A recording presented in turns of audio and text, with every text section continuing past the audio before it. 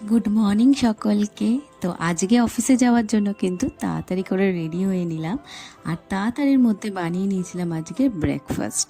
আর আমি কিন্তু ব্রেকফাস্টটা সবসময় একটু হেলদি খাবারই প্রেফার করি।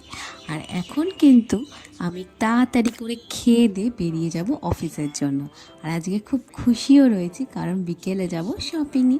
আর বিকেলে অফিস থেকে তাড়াতাড়ি করে ফিরে কিন্তু রেডি হয়ে গেলাম শপিং যাওয়ার জন্য।